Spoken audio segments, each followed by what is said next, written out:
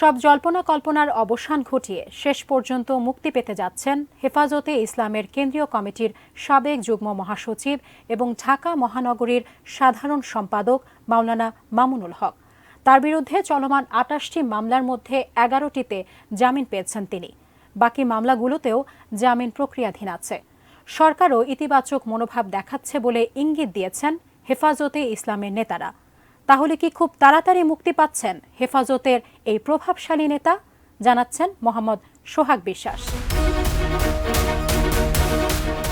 খুব শীঘ্রই মামুনুল হক মুক্তি পাবেন বলে নিশ্চিত করেছেন সংগঠনটির মহাসচিব মাওলানা সাজিদুর রহমান। তবে এ বিষয়ে আরও বিস্তারিত বলতে রাজি হননি তিনি।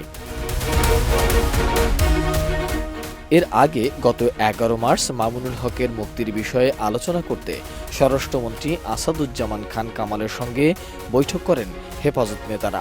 ধর্মমন্ত্রী ফরিদুল হক খান সহ সরকারের উচ্চপদস্থ কর্মকর্তারা ওই বৈঠকে অংশ নেন।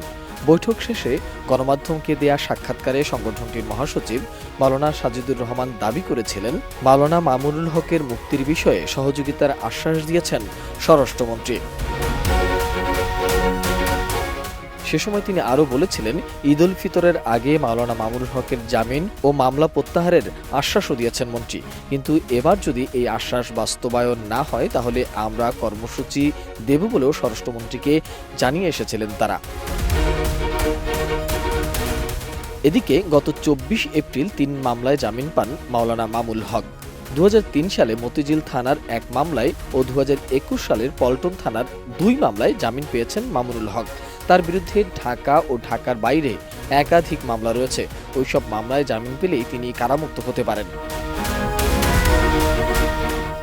এছাড়া গত ৪ এপ্রিল নারায়ণগঞ্জের সোনারগাঁ থানায় দায়ের করা ধর্ষণ মামলায় জামিন পান মাওলানা মামুনুল হক।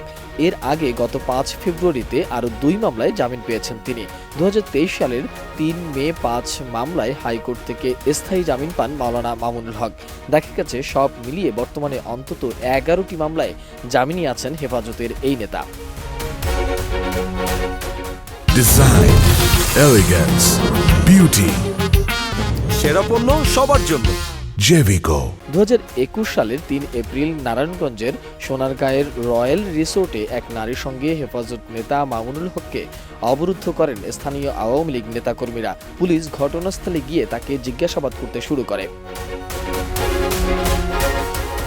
ওই বছরই ৩০ এপ্রিল সোনারগাঁও থানায় তার বিরুদ্ধে বিয়ের প্রলোভনে ধর্ষণের মামলা করেন তার সঙ্গে রিসোর্টে থাকা অবরুদ্ধ হওয়া ওই নারী।